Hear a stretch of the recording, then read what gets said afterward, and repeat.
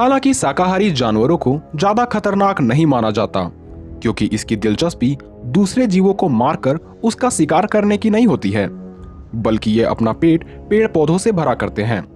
इसलिए कुदरत ने इन्हें ऐसे तैयार किया है जिससे ये जानवर आपस में शांति से रह सके।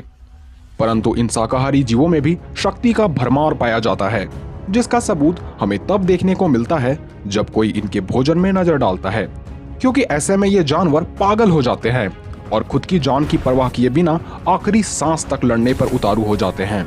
और तब इसके गुस्से के चपेट से बच पाना मांसाहारी जानवरों के लिए भी नामुमकिन हो जाता है। तो आज के इस वीडियो में हम बात करेंगे कि क्या हो जब शाकाहारी डायनासोर की दो अलग अलग प्रजातियां अपने क्षेत्र की रक्षा के लिए एक दूसरे से उलझ जाएं।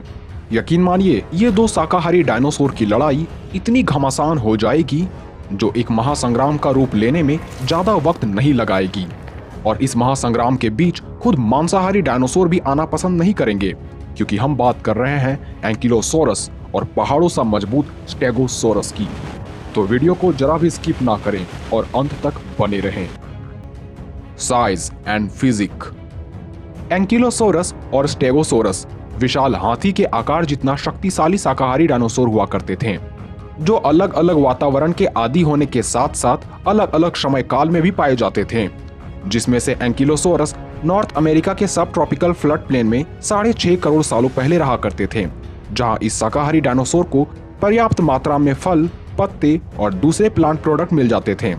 कुछ वैज्ञानिकों का यह भी मानना है कि एंकिलोसोरस अपने मजबूत शरीर तथा पूंछ को पेड़ों की शाखाओं पर जोरों से पटकते थे, जिससे पेड़ पर लदे फल तथा ताजी पत्तियां जमीन में गिर जाया करती थी और उन्हें वो बड़े चाव से खाते थे। इस शाकाहारी जानवर की लंबाई 20 से 26 फीट, ऊंचाई 5.5 फीट और ये 5 से 8 टन भारी पाए जाते थे। इसका पूरा शरीर काफी चौड़ा होने के साथ साथ ये काफी भारी भी होते थे, जिस वजह से इसका शरीर जमीन के काफी करीब आ जाता था और इसके कारण इसे ऊंचाइयों में चढ़ने तथा तेज भागने में काफी परेशानी होती थी। पर इसके भारी शरीर होने का ये भी फायदा होता था कि इसे कोई इसके जगह से हिला भी नहीं सकता था। इस आर्मर्ड डायनासोर की खाल काफी सख्त होने के साथ साथ इसके पूरे शरीर में हड्डियों की नोक पाई जाती थी और इसकी मजबूत ऑस्टियोडर्म संरचना इसे शिकारी जीवों जैसे टीरेक्स के हमले से भी बचाती थी।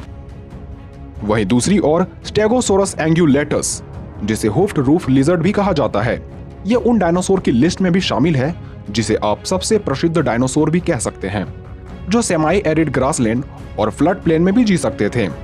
इस डायनासोर का भी घर उत्तरी अमेरिका में होता था, पर यह एंकिलोसोरस से भी 8.5 करोड़ सालों पहले यानी 15 से 15.5 करोड़ सालों के बीच पाए जाते थे।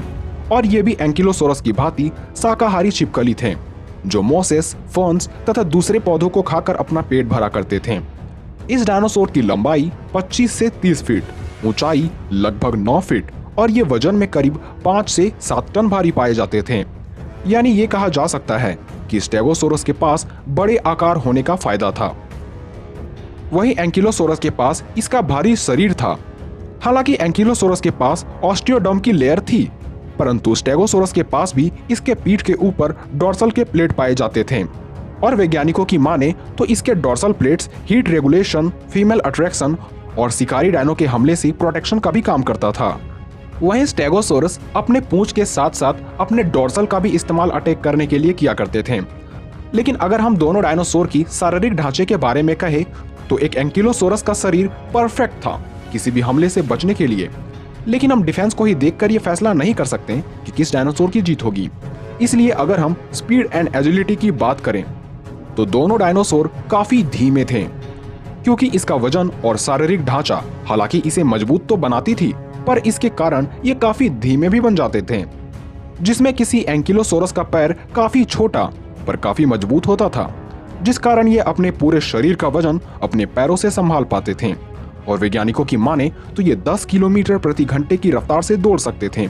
हालांकि ये रफ्तार इन्हें शिकारियों से तो बचा नहीं पाती थी, लेकिन इसी रफ्तार के साथ ये किसी से टकरा जाते थे तो उसका गिरना तय था। लेकिन जैसा कि आप जानते हैं कि हमला करने के लिए इसके पास सिर्फ इसका भारी शरीर ही नहीं बल्कि एक मजबूत नौबी पूंछ भी पाई जाती थी, जिसके अटैक से कोई नहीं बच पाता था। वहीं दूसरी तरफ स्टेगोसोरस के पास एंकिलोसोरस के मुकाबले बड़े पैर पाए जाते थे, इन दोनों डायनासोर में एक बात जो कॉमन थी वो है इसके पिछले दो पैर थोड़े लंबे होते थे ताकि ये अपने पूंछ को जोरों से हवा में घुमा सके। लेकिन आप ये जानकर चौंक जाएंगे कि बड़े पैर होने के बावजूद भी स्टेगोसोरस एंकिलोसोरस से धीमे थे, क्योंकि इसकी गति मात्र 6 से 7 किलोमीटर प्रति घंटे की पाई जाती थी। लेकिन ये अपने लंबे पैरों की वजह से ये अपने पूंछ को एंकिलो से ज्यादा तेजी से घुमा सकते थे।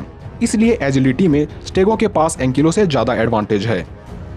लेकिन जब बात वेपन्स एंड फाइटिंग एक्सपीरियंस की आती है तो अलग अलग समय में दोनों पाए जाने के कारण दोनों के पास अलग अलग चुनौतियां होती थी, जिसमें एक एंकिलोसोरस का मुकाबला हमेशा टीरेक्स जैसे खतरनाक जीवों से होता रहता था।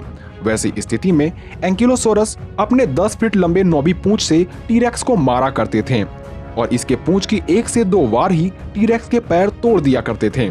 ऊपर से ये टीरेक्स पर जोरों की टक्कर भी मारा करते थे, जिससे टीरेक्स असंतुलित होकर गिर जाता था। वहीं स्टेगोसोरस एक काफी पुराना डायनासोर था, जिसका सामना अक्सर एलोसोरस और सेराटोसोरस जैसे जीवों से होता रहता था, जिससे बचने के लिए स्टेगोसोरस अपने कांटेदार पूंछ का इस्तेमाल किया करते थे। इस पूंछ में लगे कांटे काफी मजबूत और करीब 3 फीट लंबे पाए जाने के कारण ये एक डेडली वेपन बन जाते थे। ऊपर से ये अपने पूंछ को जोरों से घुमाना भी जानते थे और ये अटैक शिकारी जीवों के लिए काफी घातक साबित होता था। स्टेगोसोरस अपने पूंछ के साथ साथ अपने डॉर्सल्स की मदद से भी अपने शिकार पर हमला करते थे। लेकिन जब हम दोनों के पूंछ के हमले को कंपेयर करें तो एंकिलोसोरस के पूंछ का हमला ज्यादा प्रभावशाली होता था, क्योंकि यह शिकारी की हड्डियों को एक ही अटैक में तोड़ दिया करते थे, परंतु स्टेगोसोरस के पूंछ सिर्फ शिकारी के त्वचा के चीथड़े उड़ा दिया करते थे। रिजल्ट तो अगर इन दोनों के बीच कभी लड़ाई होती तो एक एंकिलोसोरस के जीतने की ज्यादा उम्मीद है, क्योंकि इसे स्टेगो के अटैक का ज्यादा प्रभाव नहीं होता, क्योंकि आकार में छोटे होने के साथ साथ एंकिलो की ऑस्टियोडर्म इसे स्टेगो के हमले से कई बार बचा लेती। परंतु अगर एंकिलोसोरस अपने पूंछ से स्टेगो पर एक भी हमला करता तो स्टेगो वहीं जमीन पर धराशायी हो जाता और लगातार पूंछों के हमले से स्टेगो की मौत भी हो जाती। इस पर आपकी क्या राय है, हमें कमेंट में जरूर लिखें।